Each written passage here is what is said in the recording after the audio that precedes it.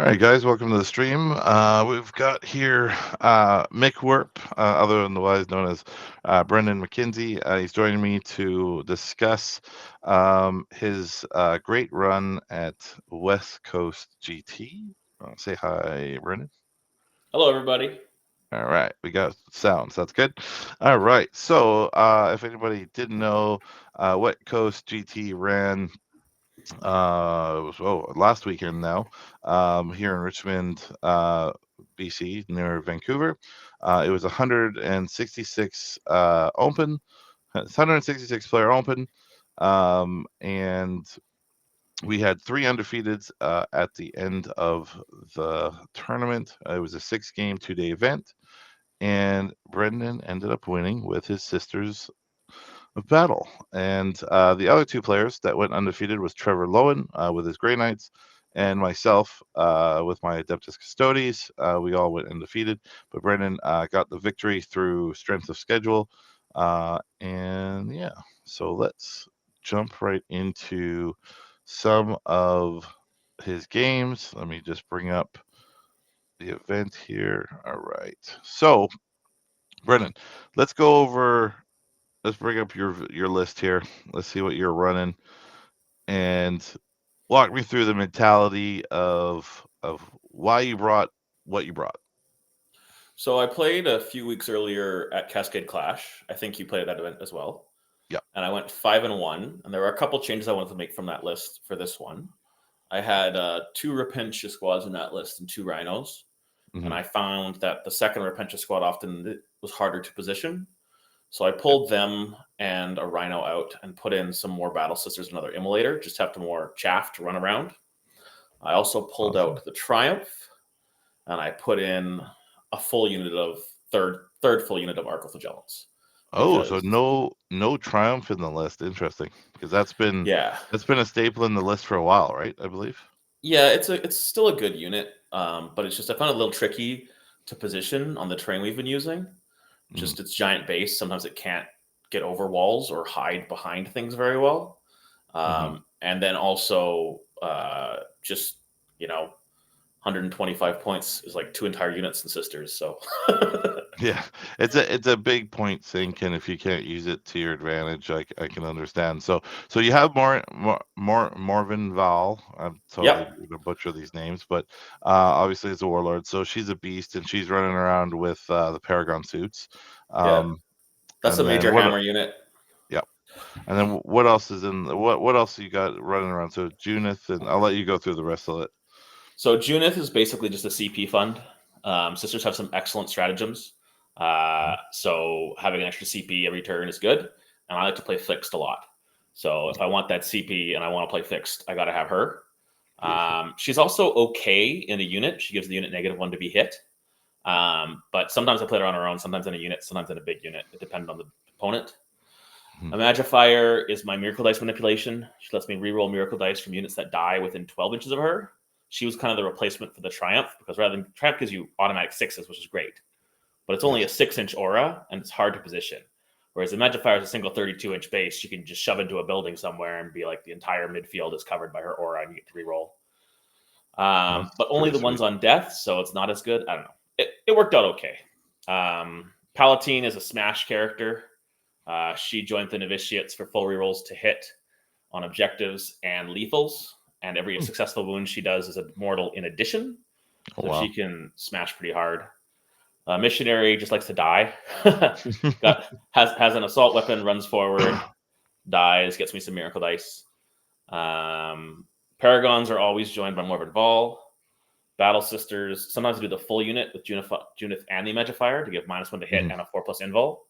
Oh, so you can actually add 2 characters to that. Okay, nice. Only to Battle Sisters, and only if one of the characters is a Palatine or a Canoness. But Junith is a Canoness, so she counts. So that big brick, I used it against the Tau and the Orks, because -1 to hit is kind of brutal for them, and the 4+ invul is also pretty nice.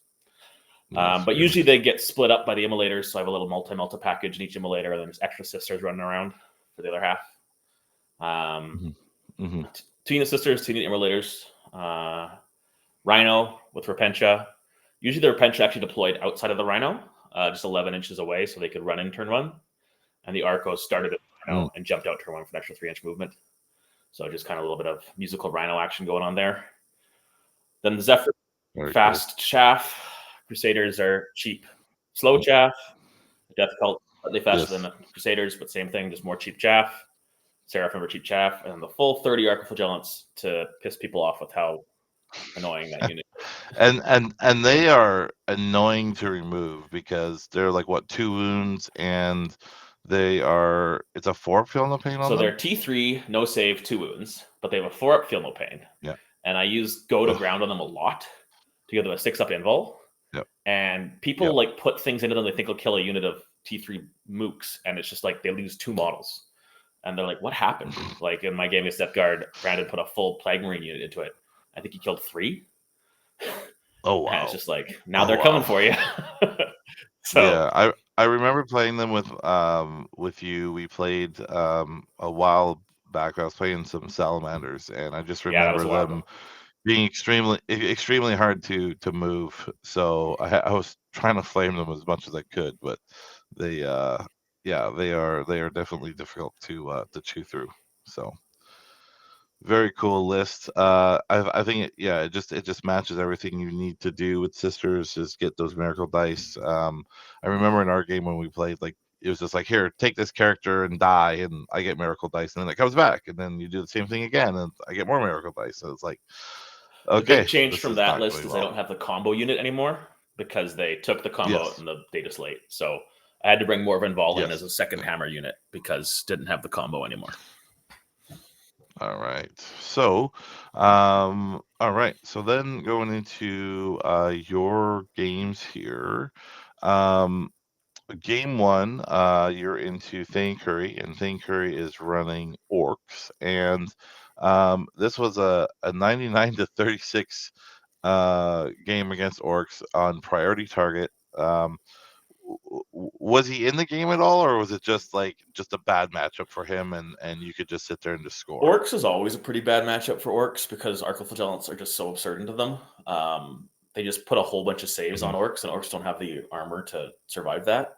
But I told him about them, and then he wogged turn 1 and charged bikes into them. And at the end of turn 1, the bikes were all dead, and the Archos were a little bit closer to him. So after that, it was basically game over.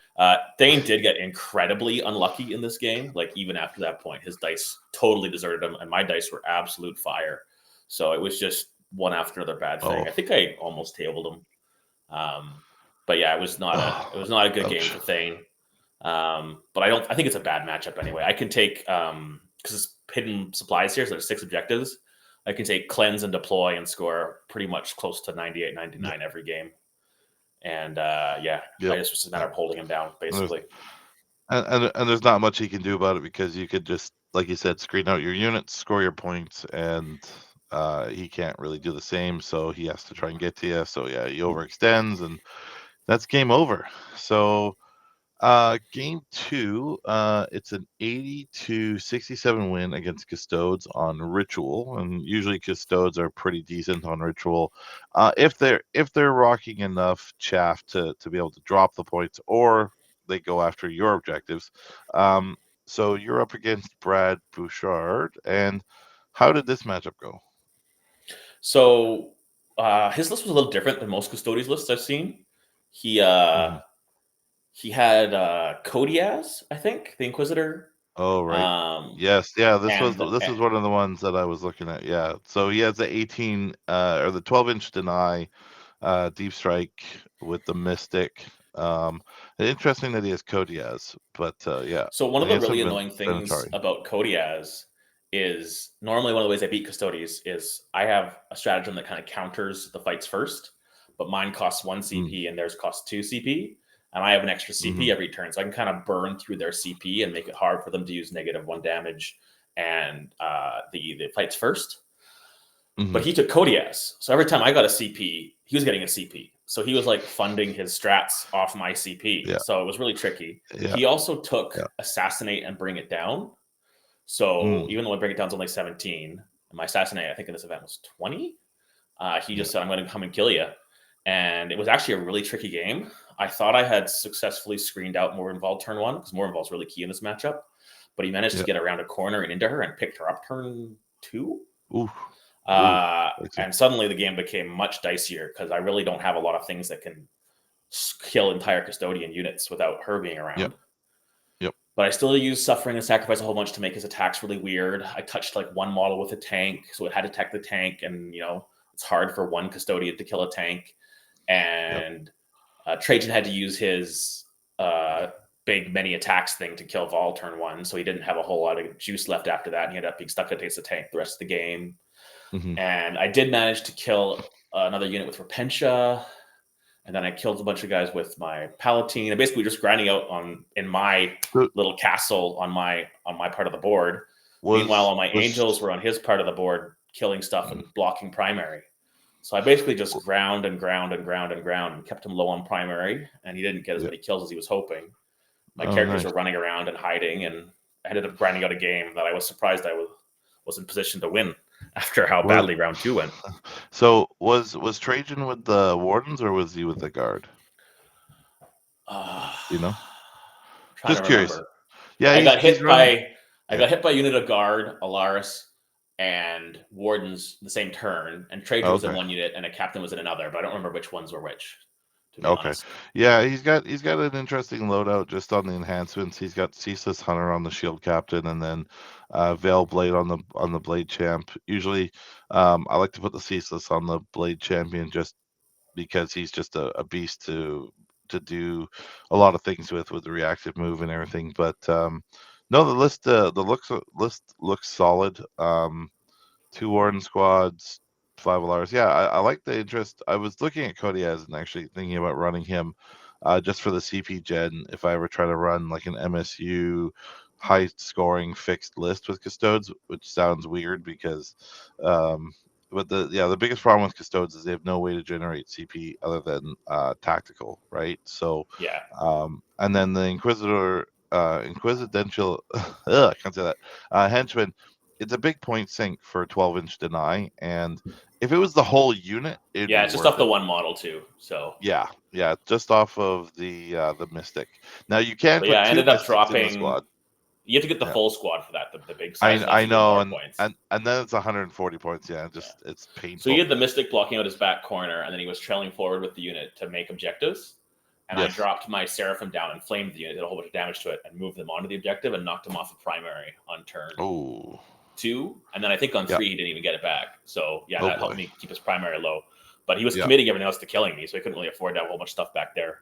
He ended up dropping some of the Flyboys back there, and they picked up both of the Angel units, but they caused them enough trouble before they died that it got me the lead. Yeah, the Venatari are really good for that, and they rapid egress for free, so they're pretty spicy. So really close game again. Like I said, Ritual Custodes, either they could put down their own objectives or they just go after yours. So I find the Custodians matchup. Sorry, but the Custodians matchup is a lot harder when they bring the Caladiuses, because the Caladiuses can kill Vol without going into melee with her. But in this matchup, I lost Vol anyway, so it ended up being incredibly difficult. Yep. No, that's one of the reasons why I ended up I was at Clash with you, and what I realized was pretty much all the games that I won, I was gonna win. I think if I had my tanks, and the games that I lost because my opponent didn't have to respect the infantry because they just know that they weren't really going to get shot back with something very tough. Whereas with the Caladius I can now you have to play a lot more cagey because if you're stuck out in the middle of the wind, I'm just going to start shooting at you and pick stuff up, right? So no, I hear you there. So then you actually played Chris Powell, game 3, last game of day 1. He's one of the MTT's guys, founders, and his list, which is pretty much live by the meme, die by the meme list of demon princes. It's a little bit toned down. He only has 5 instead of the 6 and 2 blood thrones. But how did this match did not go very well for Chris by it was a 99-40 victory for you on Sights of Power. So I think it's just a really bad matchup for Chris, because it's Hammer and Anvil, and because I have so many units, I can just screen out my deployment zone pretty easily. Yep. And then I just placed my units such that he can't fly over my front line to attack my back line. And then I put all my multi-models in the back line. Yep. And even if he points one of the Ren Masters at an Arco unit, he can't pick up the entire unit. He has to point both of the unit to pick up the entire unit. And if he stays in combat with me for a turn, then I just got to put a whole bunch of multi-meltas into him. And that's basically how the game played out. I strung up along the middle. He hit my front line. I started blasting with multi-multas. Every now and then he tried to make a play, but Suffering and Sacrifice made all his attacks go into some useless little shitter.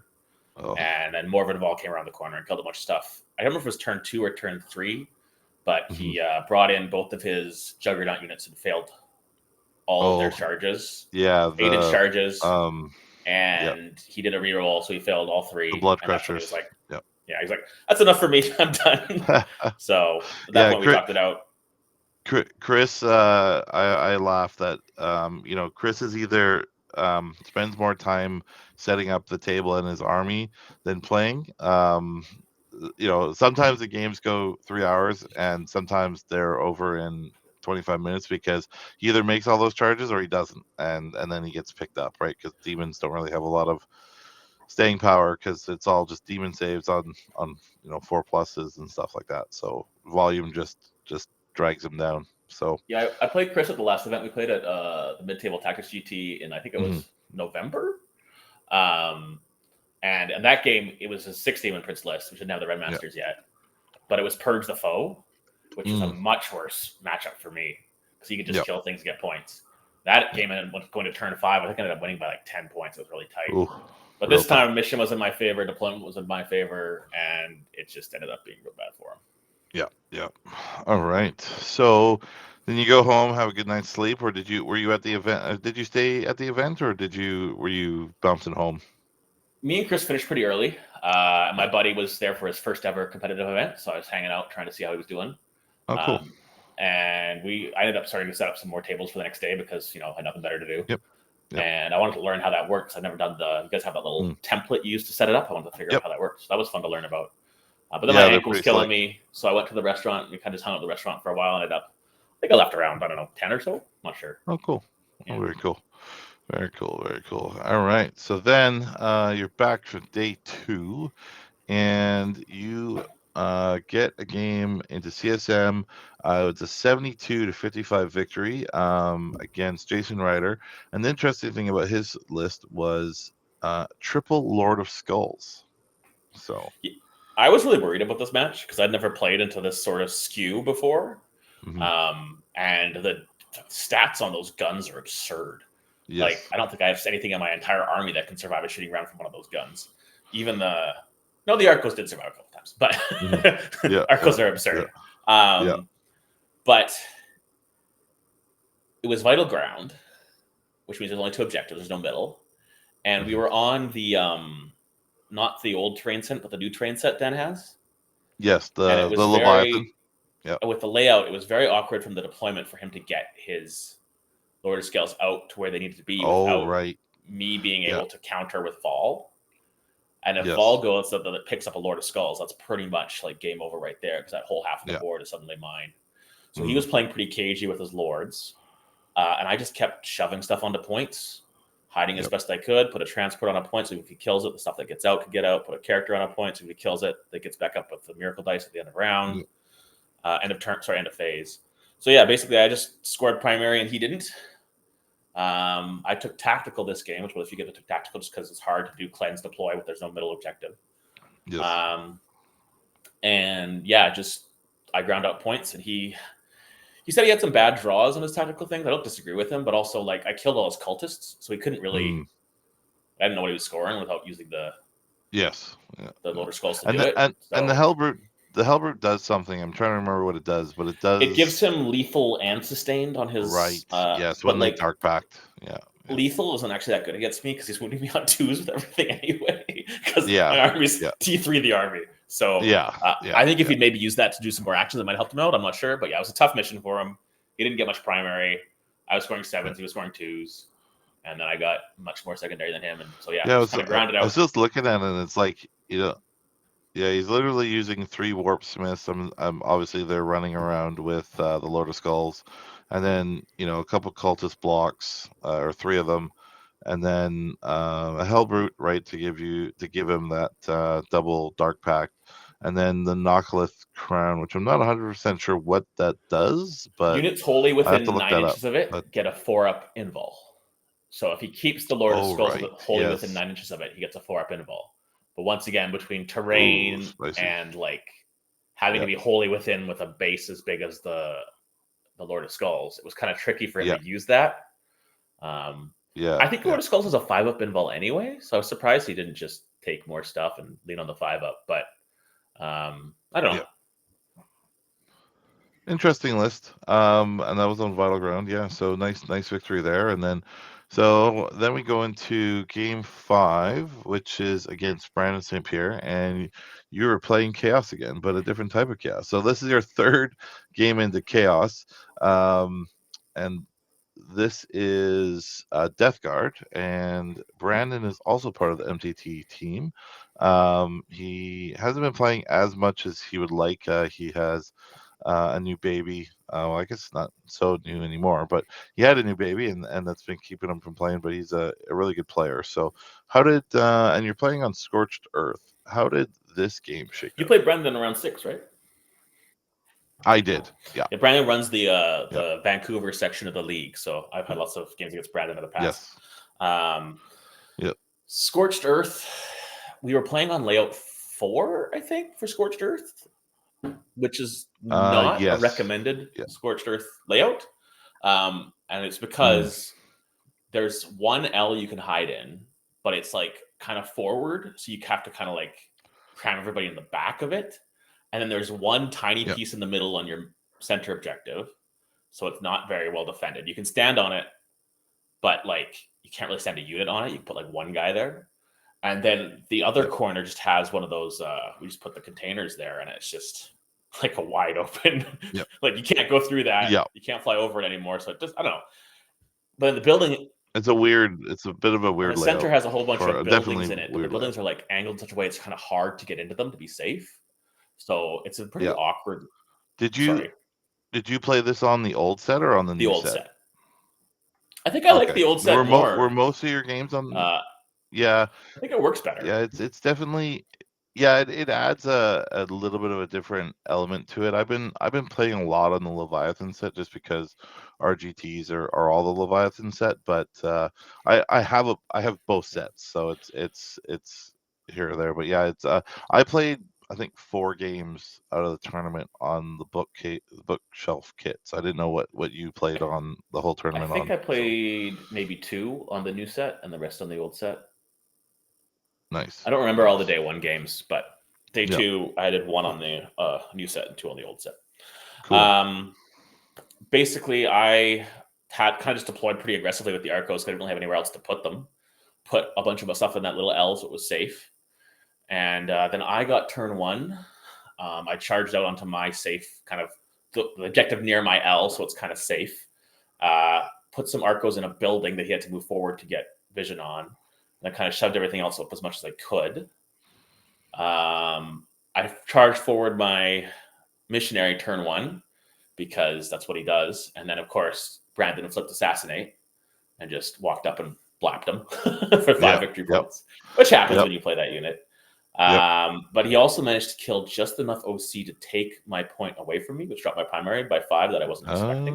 Okay. Yeah. That was a pretty big swing. But he had to play pretty aggressively to do that. Yep. He put forward one of the rhinos full of Plague Marines and put it into the Arcos. And I went to ground, and he only ended up killing like 3 Arcos. I don't remember. He told me that the Plague Marines hit harder than people expect, and I told him the Arcos survive more than people expect. And we were both correct. Yes. Yes. And so then my turn 2, I went pretty aggressive to counter his aggression. He had to put some PBCs forward pretty hard to get my OC off the point to take the primary from me. And I managed to pick up, I think I picked up 2 PBCs this turn. Nice. And got Vol into like one of the safe center buildings that he didn't really have a good angle on with anything. Yeah. And I got a whole bunch of Arcos and Repentia into his rhinos in the middle. So the Okay. Arcos that didn't die to his Plague Marines went forward and charged and like kind of wrapped all around his two rhinos. So then he had to spend his turn 2 spending a long time figuring out what he's going to do with these rhinos because he couldn't deploy his unit. He didn't have room to put the whole unit down. Yeah. He needed the unit to do something that turn. If he tried to run away on a 1 or a 2, the rhino died because I wrapped it. And then he would be able to deploy the unit, but half of it would be outside of 3 inches. So he'd have to roll 1 to 3 and they'd take mortals. So it took a long time figuring out exactly what he was going to do. He tried measuring a couple things. That turn took quite a while. Eventually, he decided to just drive the rhino out, hope for the best. He rolled the 2, rhino popped. But then the whole unit came out and he didn't roll a single mortal wound on the unit jumping out. So the unit was battle shocked and it couldn't charge. But it also meant that my Arcos that were surrounding the rhino could now be shot by a bunch of stuff. Mm-hmm. So we put a bunch of shots into them, did a bunch of damage to them. The Repentia stayed in combat with the rhino. Basically, it was huge. This was all kind of close to his home objective too. So there's this big brawl going on there. He did a lot of damage to me that turn. And the next turn, I came around the corner with Vol and started absolutely destroying stuff. How did the bloat drones do with? I know one with the flesh mower and the other one with the plague spitter. Did they? Flesh mower ran forward and killed some of the units on the objective to take the primary, but I just walked out and popped it the next turn. Oh, okay. It did its job. Yeah. The one on the other side died to Arcoflagellants before they wrapped the rhino. Just massive amount of attacks.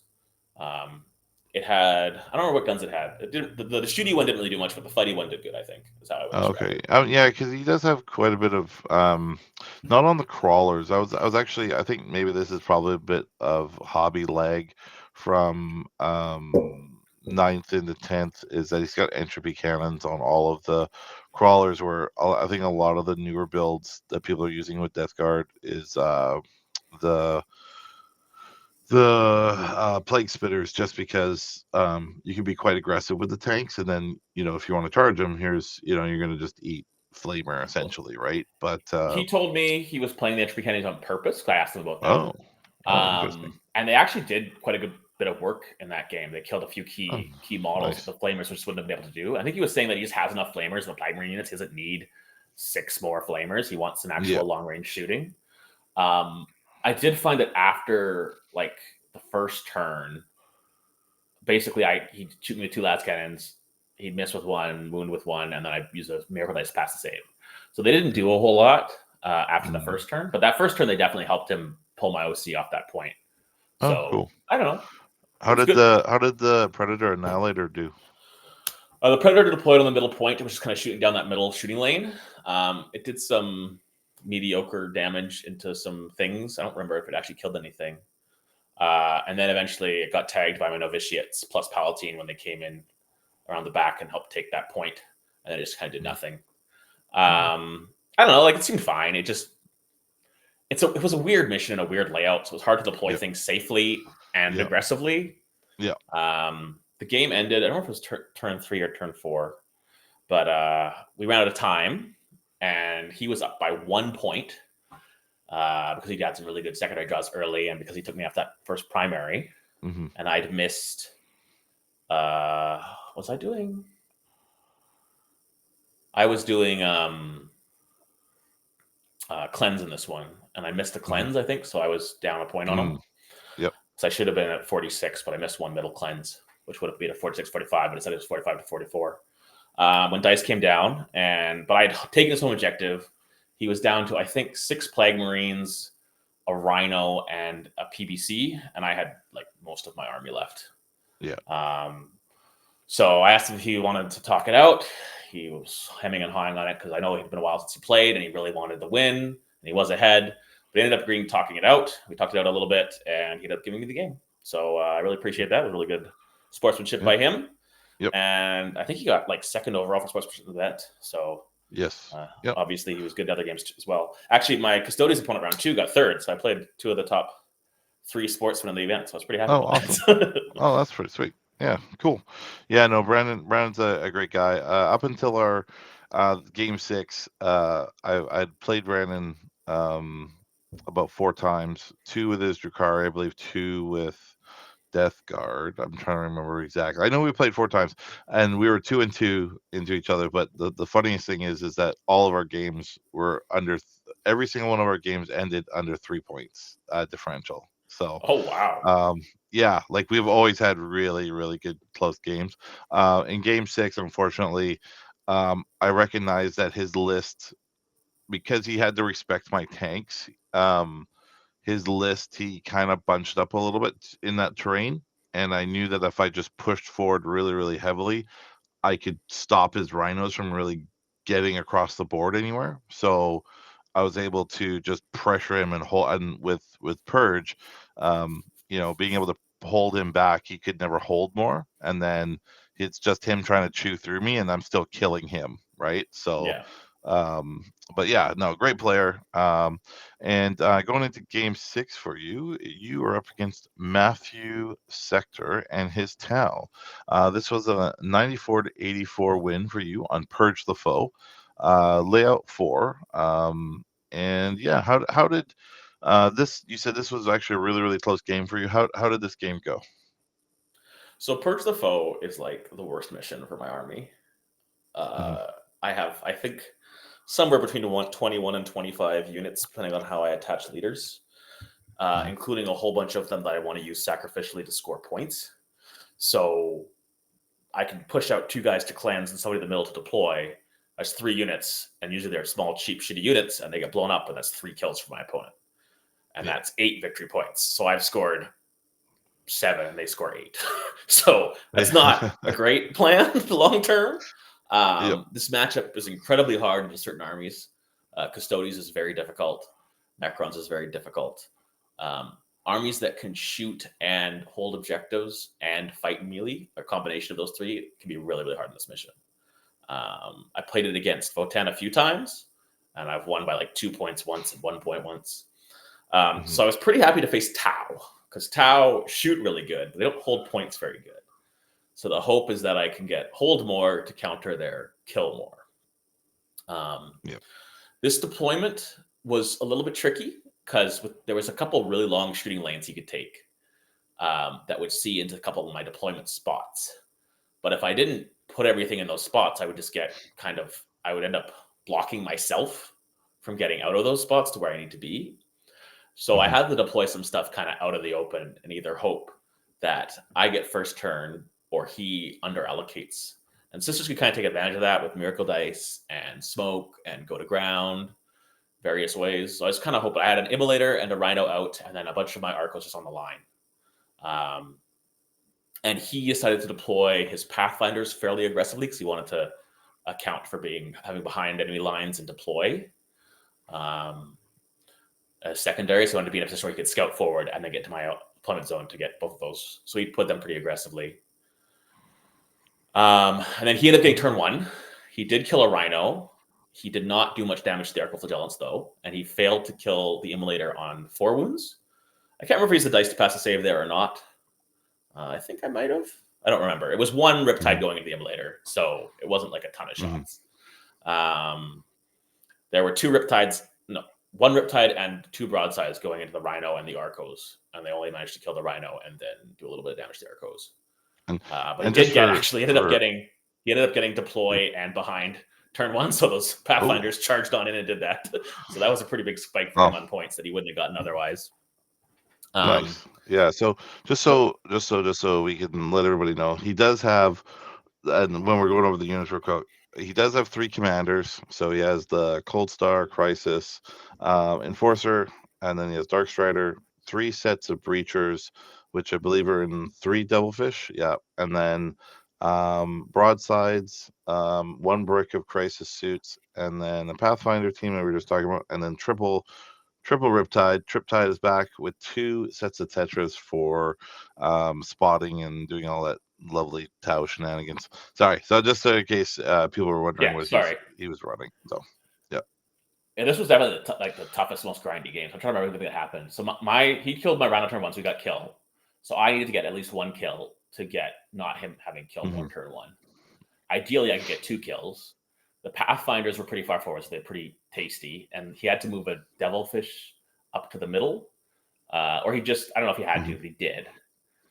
And he hadn't done the damage to Arcos he expected. So I just shoved all the Arcos forward. I had gotten 3 6s on Miracle Dice at this point. So I knew I could send those Arcos flying into his deployment zone. I undercommitted into the Pathfinders, but I did it on purpose because I needed to cut angles so he couldn't shoot the unit that was trying to kill the Pathfinders. I was hoping I would roll well on some other dice and pick them up anyway. But I ended up not killing the Pathfinders. I dropped them to 4 models. They stayed alive. But I did manage to get some very good charges into that Devilfish in the middle. So I wrapped it with the first unit of Arcos. And then the second unit of Arcos couldn't base. So it got to go yeeting off towards everything else. Ended up touching another Devilfish, the Crisis Brick with the Commander, something else. I can't remember what else. And then the other unit went yeeting off in the other direction, basically kind of blocking him into his deployment pretty hard. And I was hoping the first unit of Arcos would kill the Devilfish, Breachers would pile out, and the other units could just slam forward fully. But I got greedy, and I didn't give +1 to wound to the Arcos, and they underperformed. I should have just +1 to do that unit. And I +1 to the other unit, because I'm like, okay, now I got to make up for that. And they underperformed, and the Devilfish was still alive somehow. And I was pretty choked. Oh, no. Also, there was a Riptide still alive that I thought was going to die, because I shot some Meltos at it, and it did not die. And so finally, my final Arco unit that would have perfectly positioned to go slamming into his whole army if there had been no Devilfish anymore, had to kind of like consolidate back towards the Devilfish to pick it up. And it was actually the only unit I killed that turn, and I killed it exactly. So that was a really big swing. I was hoping to kill 3 units, ended up almost not killing any. And that was like a 16-point swing, I think, or 12-point swing. That was a pretty big thing, but I did touch his Crisis. Oh, wow. I did have Arcos all over his face. I had a bunch of things on the middle point. So he had to start doing a lot of stuff to try and kind of get control of the game back. One of his Riptides was at like 1 or 2 wounds. And the other ones all had this long angle they could shoot down, but I managed to not put anything in that angle. I used some advances and stuff to get kind of stuff across it without getting shot. So he was left. He was left with a whole bunch of Arcos to deal with, all touching all his junk. And the way I touched stuff made it really awkward for him to get activations that could guarantee kill the unit, because like the 2 buildings, I had units that were half on one side, half on the other. So if he killed the unit with like a small unit, I could pull into the building so he couldn't shoot it with the next unit, right? Or I had the unit that was touching the Crisis. There was only like 3 Arcos that Crisis you could see. So if it blasted the unit but didn't pick it up, I could pull the rest of the unit, and then 3 in the building couldn't be seen by anything else. It could be shot by anything else. So he's left with a lot of really hard decisions there. He ended up falling back the Crisis Brick so he could put everything in that corner into that unit of Arcos, and he ended up picking up that unit up. But then one of my units that was touching a bunch of stuff stayed alive, and another one in the building stayed alive with 4 or 5 models left. He definitely got Killmore that turn. Actually, no, did I get Killmore that turn? I can't remember. It's been a while. I got Killmore once this game. It might have been that turn, because that turn I committed a whole bunch of stuff. I got more involved once again, snugly into that little building. And the Arcos just went flying in even farther into his army. I picked up the Riptide that was almost dead on the far side. I picked up some Tetras. I ingressed the Repentia in a good spot that turn. So the Repentia got to charge over that little kind of square that kind of hides on the midpoint of the board, the little square. I got to run over that, and then charge the Tetras and Riptides and Breach and broadsides all at once. All stuff got touched. Turn 3, he shot a bunch of stuff again. I touched a bunch of stuff again. I was getting to hold more. I was getting my secondaries. I screened him out really well with all my bunch of my characters. Basically, it was just really hard for him to kill stuff. I had equipped Junith and the Imagifier to the big Brick of Sisters in this game. So that unit moved to the middle on turn 3. And he ended up putting both Riptides into it, basically bouncing off almost completely. -1 to hit, and the 4-up invul. And his Tetras were stuck, so they couldn't guide it. So he didn't get rerolls. So it basically just kind of made it -1 to hit, and then 4-up invuls, and it's just the dice didn't go in his favor. And yeah, it was just a whole bunch of like basically combat nonsense, touching things and getting places. And I pulled him off primary entirely one turn. I got hold more a bunch. He ended up dropping the commanders in turn 3 because I Wow. blocked them up completely turn 2. And he just managed to pick up a really key swing there that almost put the game back in his favor. He took me off a point I was expecting to hold. It was my tempting target. So he got tempting target as well. So it was like a 10-point swing. I think there was another point there that he got as well. Some sort of objective cleanse or something. He didn't action on the point too. It was a huge swing, and he just picked it up. But then ball came around the corner, and that was kind of it on that side of the field because the commanders got touched by Arcos and couldn't fall back and do something. Myrtleated, whatever. Yeah.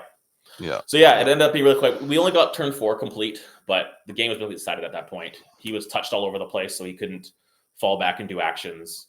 He flipped his secondaries for turn 5 and just couldn't score them. It was like capture enemy and storm hostiles. I don't remember what it was, but he couldn't score them. And I got my secondaries, and it was easy. And yeah, I got hold more a bunch, and he got killed more a bunch, and that was the game. Yeah, I was just going over the list, and the interesting thing is with his crisis suits. I mean, a lot of people are moving away from the cyclic ion just because the new book is not an option anymore for the crisis suits. They're only commanders, I believe. So I was just looking through. Yeah, he's got a lot of multi-damage, high strength weapons, but not like a lot of, I would say, more chaff clearing. I mean, he does have the 3 squads of breacher teams, but I mean they got to get up close, and they got to get out of transports and do a whole bunch of stuff. But no, it's a very interesting Tau list, and like you said, you were able to just be able to get those point swings in your favor. So sounds like a really, really good game, and he almost, like you said, almost came back. So yeah, there were a couple turns there where I thought I had it, and then suddenly I was like, oh, I don't have it, and then it turned out I did have it.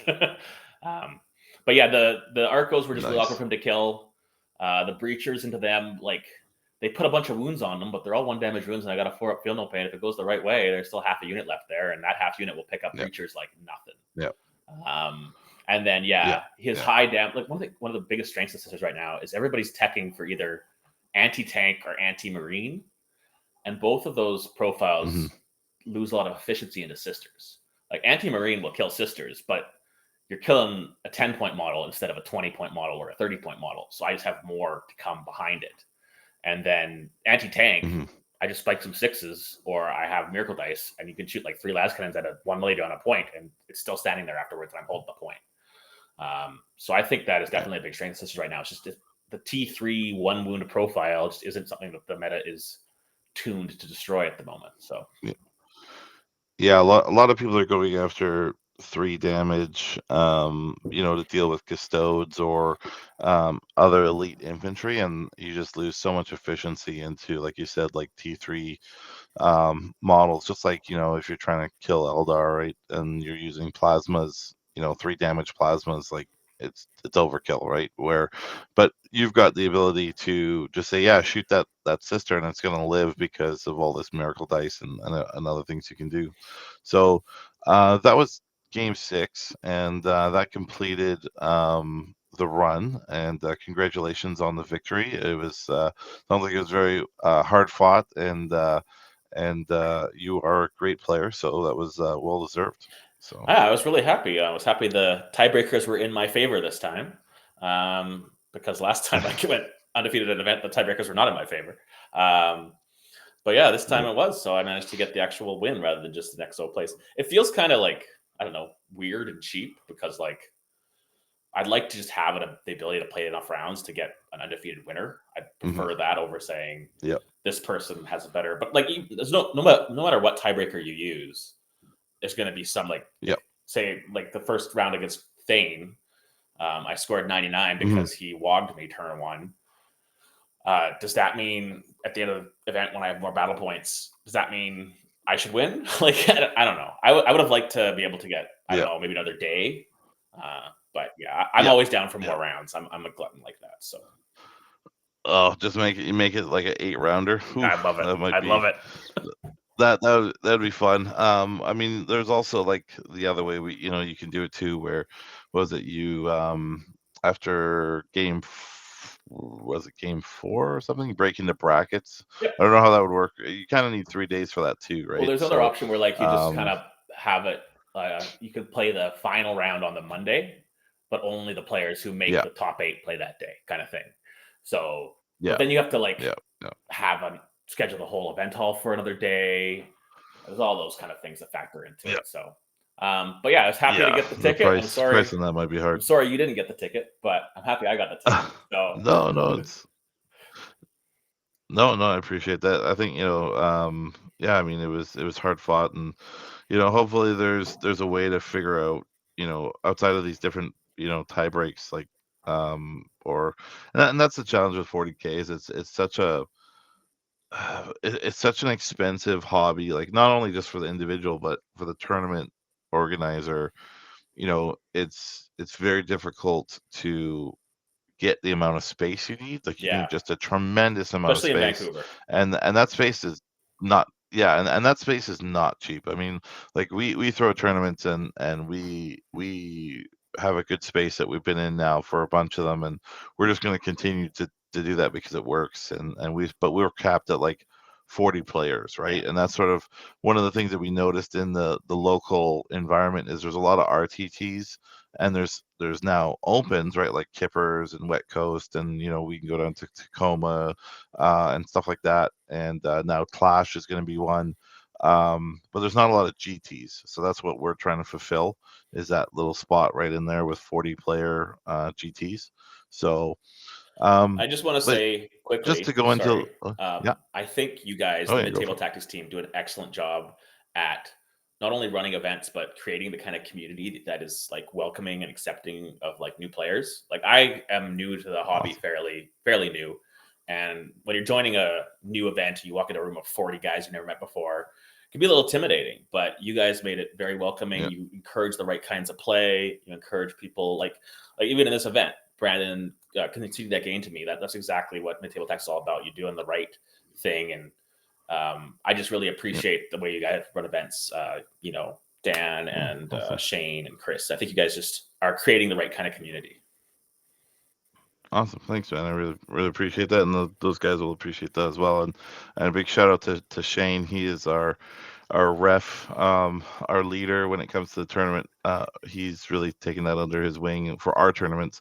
And Dan also, with his own events, is excellent at putting on a good event. And yeah, we really try to focus on fairness of play, and keeping it a positive community.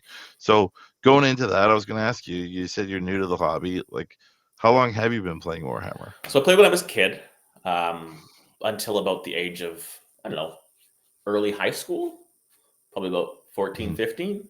I played Imperial Guard. I was terrible at painting, so Sweet. I had some white and gray guard. I go to events, and I was always having fun, but I have no idea how well I was playing the rules or how well I played the game. And what guard I did have that were Mhm. painted terribly. So I got into the hobby at the point where it became sort of like expensive to get around with everything, because like it was a fully metal guard Yeah. army. It wasn't like I could jump on the bus with Oof. that, especially as a 15 Yeah, year that's old. that's a lot. Yeah, that's a load and a half. And Yeah. a few of the local LGSs in my city kind of went under at that time, so it wasn't as easy to find shops to play in. So I switched over to Magic for quite a few Mhm. years. I quite enjoyed competitive Magic, but over time, the scene got kind of grindy and unpleasant, and it became a lot more cutthroat. And also, the Mhm. company running the scene kind of became much more money focused and less game focused. So the game became less and less fun over time, I found. And Mhm. actually, kind of just as the pandemic started, I noticed that Games Workshop had kind of turned their approach to the game around, and it started focusing more on like actually making the game work and listening to the community. I think it was around the end of 8th edition I started paying attention. We Mhm. were stuck inside, me and my partner, so I was like, what are we going to do at home all the time? So I bought one unit of Seraphim, and we built and painted them together. And the models that they Oh, painted are nice. still in my army and much prettier than the rest of my models, but they fit in okay. um, Awesome. but I was hooked back in immediately. I was on TTS. I was building and painting, and um, I found I was still not a great painter, but I learned all the cheats and hacks that helped me make an army that looks good, at least at arm's length. Yeah. And the reason I went with Wicked. Sisters is because when I was a kid, one of the guys who played at our local had this gorgeous Sisters army. It was all metal. He had a converted canoness with these big. She had the Vader Demon of Zinch wings on her, so she had these huge, beautifully painted wings. And I always wanted to get an army that was like that. Oh, wicked. But obviously, as a kid, one metal army was already too expensive to play, so a second metal army was not really an option. Yeah. So when the Sisters relaunch happened, it was perfect timing for me. Go back into the hobby, enjoyed it over the pandemic, and started playing more and more. Wicked. And yeah. And you have a love for T3 bodies. Yeah, I do. So, yeah, so awesome. And well, the next question I had for you is why you play Sisters, but you obviously answered that one.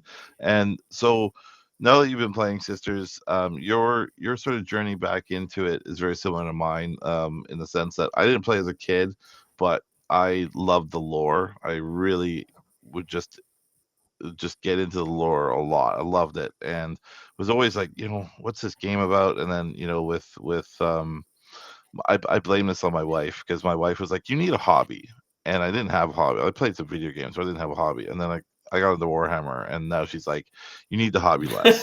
so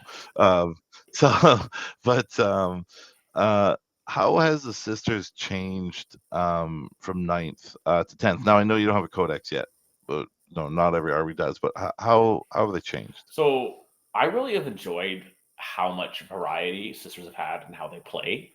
I know a lot of people say, in 9th edition, all Sisters were Bloody Rose, just charging, melee, crazy. But that wasn't really my experience of it. The first half of, I played the end of 8th edition, and then the beginning of 9th edition when Sisters were absolutely disgustingly OP. But I could only play on TTS because it was pandemic times. But yeah, at that point, Sisters were ridiculous. I don't think anybody kind of realized how crazy they were, because we weren't really doing the stats the way we are now. But I think they had like a 70+ win rate for a while, and just nobody knew because it was all on TTS. But yeah, Sisters got like all the buffs for multi-multis going to 2 shots and all this stuff, but they didn't have any points increases to go with it. So they just got all these crazy buffs and no restrictions. Then their codex dropped, and was a pretty big nerf for the faction, but kind of brought them back into line.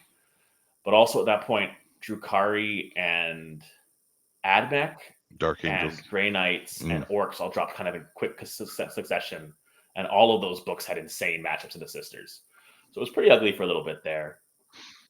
But then they toned that back a bit, and you could kind of play Sisters however you wanted. Like there was 5 orders, and they all saw play throughout the edition, so you could play them multiple different ways.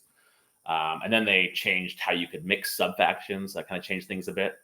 My favorite way to play the list was actually kind of tanky. And I think you experienced this a few times where I played Valorous Heart Sisters, and your Custodes charged into me and bounced off, and you were like, what the fuck is going on?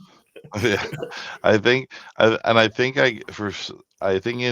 games that we played, I know the first game was at Kippers, and we tied, but really you won because it was you didn't have paint score. But the second, I think one of the second times, or maybe it's the third time, I can't remember, we played, and it was the long, I always butcher this, but the long way is Donabor, I think possibly is the right way I'm talking.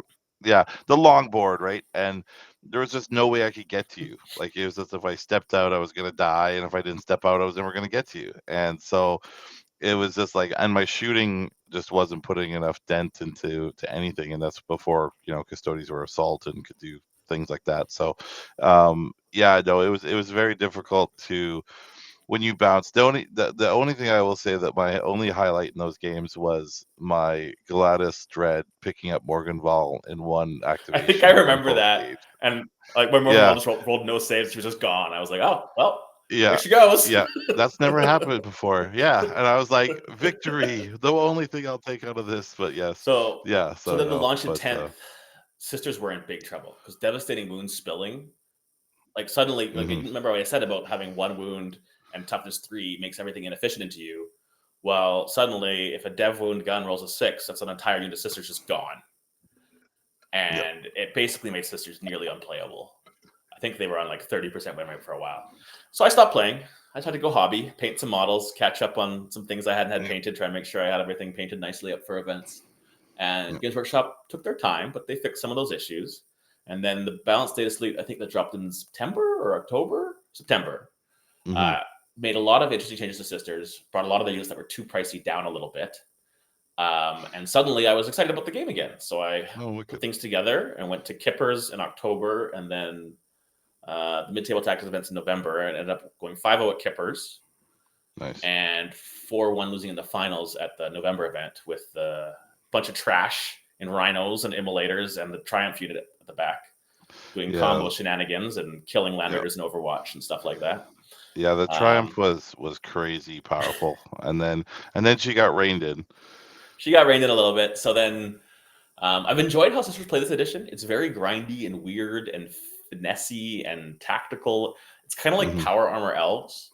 I would like to see a little more variety in what things you can do. Like Sacrosancts are really not very good right now. I'd like to see them get a little tougher so I can try and use them in interesting ways. But Sisters are in a good spot, so I'm enjoying it. I'm curious to see what they'll do in the points soon, because Sisters are really depending on just having lots of stuff right now to be able to win games. And if you take too much of that away, suddenly you'll be like, oh, I don't have lots of stuff. Okay, I'm losing now.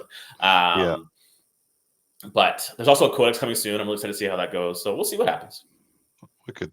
Yeah, it's like one of the things with the index is, like, for me, I'm just really interested in just seeing how you can play custodes in a different in a different way, right? Like I've been playing index now since the launch of the edition, right? So it's almost, a couple of months, it'll be a year, right? And it's like, okay, we need some variety, and I think all armies that don't have a codex yet are kind of suffering from that a little bit. But one last thing before we wrap it up, and so with the Sisters and where they are right now, and let's say they don't really go through any major changes, what's your biggest counter? Like, I know you said an army that can do some combat and shoot, but like what matchups, and more not specific mission ones that might tip it, but like what army right now is sort of a counter to your army?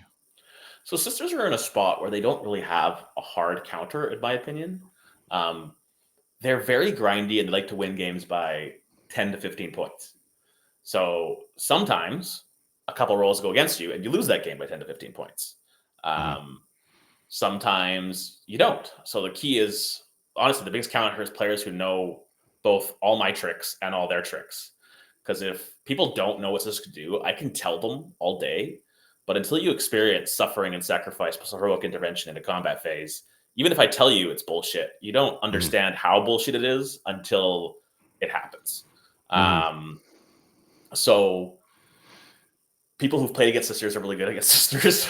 And then, factions that like Chaos Space Marines, when they had the crazy melee and the crazy shooting, that was a tough one. Because even though their stats weren't great against Sisters, they just had the output to do it. Yeah. And you had to be careful with the shooting angles and the melee threats. Necrons can be tricky depending on the list of the matchup. You match up pretty well into Satan, so the less Satan they take, actually the worse it is for you.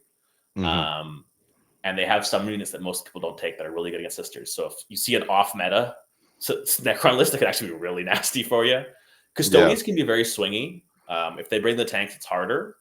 I'm actually changing my list a little bit to account for how tricky Custodians are. Also, 2+ saves are a big flaw for the army. So Grey Knights can be tough. Terminator Heavy Marines can be tough. I can see Grey Knights with especially purifiers, or like, because they hit, like, the volume is just crazy, and then with Grey Knights and their flamers and stuff like that, like they want that T3 body just because their flamers are very strong. And it's weird because it's not really about people's output into Sisters. Like, Sister stuff dies. It dies in weird ways, and sometimes the math spikes one way or another. But like, if I put 5 Sisters on a point, anybody in the game can kill 5 Sisters on a point. The problem is I put a character on a point and it gets back up. Well, you have to kill it in shooting and melee in order to hold the point, right? Or I put 10 Arcos on a point, you're not killing that. But if I can't do any damage into you, that's when it gets hard. And a lot of my stuff is stuck at AP2. And Armor Contempt makes that AP1, and then Cover makes it AP0. And I have some Meltas, but Meltas are short range, and if you have longer range, you can stay back. And it's so it's kind of the armies that can do a lot of reactive movement, have really good saves. So Grey Knights are tricky, Necrons are tricky, Custodians are tricky. But I've got some ideas for how to change the list to fix that. So we'll see how it goes. Did you play into any Wolf Jail or anything like that? Wolf Jail's actually really easy. Yeah, yeah. The I Arcos find just it lined up easy an as inch well. away But from them. The Arcos yeah, lined up an inch away from them. Vol kills one in shooting and then kills one in melee, and suddenly there's nothing left of their army. Repentia are also really gross into them. So strength 2, AP 2, damage 2, full rolls to hit and wound. Just chop, chop, chop. yeah, yeah. No, I had 2 games into Wolf Jail, and I got first turn in both games, and I just ran up and got on objectives and went, okay, charge me, and it just didn't work out for them. So, but I mean, both players were really good players as well. But it's just I could just dictate the fight phase, and when you could do that, especially as a custody, you know, you're not losing those games. So, but no, I think we're getting a little bit long, so we're gonna wrap it there. I really appreciate you coming on and walking us through your games, and then also just, you know, a little bit more about the sisters. And before we go, I'm just gonna blast out a couple of shout outs. One of them is to Proxy Wars. They've been sponsoring us for a little bit. We've debuted some of their models on the channel, and yeah, just want to say thank you to them. Also, they have a really interesting range, so if you're looking for any alternate models, really interesting stuff there. And then we're also, as we were talking through the episode, we were talking about our GTs there. So we're doing 4 a year, it looks like. The next one is spring, as we call it. It's going to be in May. That one is sold out, but there is a wait list. So if you get onto our Discord or anything like that, or just there's an email on the BCP page, send your name in, get on the wait list. It's a great event, capped at 40 players, and it's here in Aldergrove in BC. Lots of food around the place, and hotel if you need to stay. And then we've got the best way to support the stream, obviously, is through memberships. But like, subscribe, you know, do all the usual. $4.99 a month really helps us try to produce more and more content and get more armies on the stream. So again, just wanted to say thank you again, Brendan. And I mean, if you want to shout anything out or put anything out before or say goodbye, up to you. I got 2 things I want to say, if that's okay. Yeah. The first thing is, if you want to play finals brackets, invite me out. We'll play one on the stream. Sure. That'd be great fun. Yeah. I'd love to see how that matchup goes. I'll probably play my West Coast list. That's more for custodians, but I'd love to do another test game if you're down. Yeah, no problem. And then also, we got to but we only get to play on Purge, right? Not Purge. Anything but Purge. And then also, I would like to shout out a couple things. I run the Sisters of Battle subreddit, so if you want to check that out. And then I help run the Sisters of Battle Discord as well. It's a really welcoming community. If you want to learn about sisters, I'd recommend going to the Discord. And then finally, there's the Sister Act podcast. I'm not running the podcast, but I think the best place to learn about sisters on the entire internet is that podcast's Patreon channels. We got lots of the best players in the world: Vic VJ, Typhus from Poland, Nick Nanavati, John Lennon, Jack Harpster, all in there. Depending on what they're playing at the time, they're either talking about sisters or they're non-existent. But it's a great place to learn about the hobby. Send me the links, and I'll put them in the video description as well. So will do. Yeah, awesome.